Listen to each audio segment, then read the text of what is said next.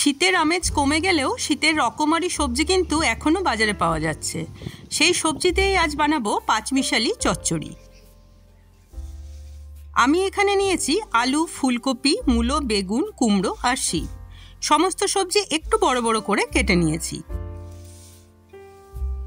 1 চামচ সর্ষে, 1 চামচ পোস্ত আর 3টে কাঁচা লঙ্কা দিয়ে একটা মিহি পেস্ট বানিয়ে নেব।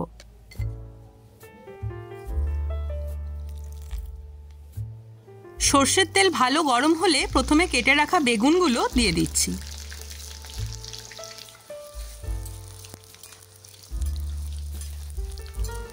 বেগুনে হালকা রং ধরলে বেগুনগুলো তুলে নেব।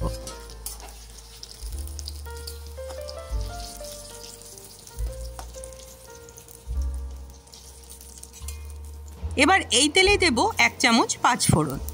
ফোড়নের একটা সুন্দর গন্ধ বেরোলে দিয়ে দিচ্ছি কেটে রাখা আলু আর ফুলকপি।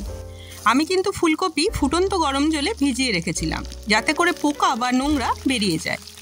আলু ফুলকপি খুব ভালো মতো ভাজতে হবে।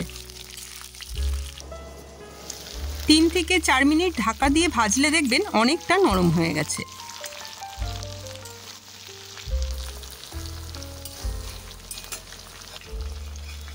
এবার এতে দিয়ে দেব কেটে রাখা মূলোগুলো। মূলো দিয়ে আবারও ঢাকা দিয়ে সমস্ত সবজি ভেজে নেব। অনেকে সমস্ত সবজি একসঙ্গে দিয়ে দেন, এতে করে কিছু সবজি কাঁচা থেকে যায় আর কিছু সবজি বেশি গলে যায়। 3 মিনিট মূলো দিয়ে ভাজার পর দেব কেটে রাখা শিম আর কুমড়োটা, আর দেব 1 চামচ নুন আর 1 চামচ হলুদ। সমস্ত কিছু খুব ভালো করে মিশিয়ে ভাজতে থাকবো।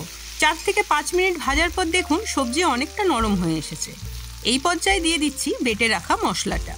মশলার বাটিটা ধুয়ে কিছুটা জলও এতে দিয়ে দিলাম। মশলাটা সমস্ত সবজির সঙ্গে হালকা হাতে মিশিয়ে নেবেন। এই সময় এতে দিয়ে দিচ্ছি ভেজে রাখা বেগুনগুলো।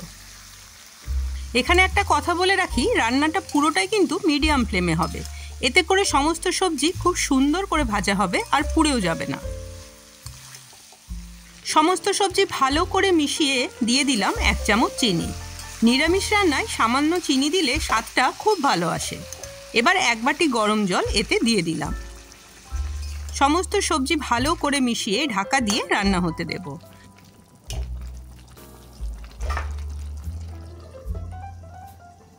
3 থেকে 4 মিনিট রান্না হওয়ার পর দেখুন জল শুকিয়ে সবজি গামাখা হয়ে এসেছে। এই পর্যায়ে কিছুটা ধনেপাতা কুচি ছড়িয়ে দিলেই তৈরি আজকের এই রেসিপি। গরম ভাতে পরিবেশন করুন নিরামিষ এই চচ্চড়ি।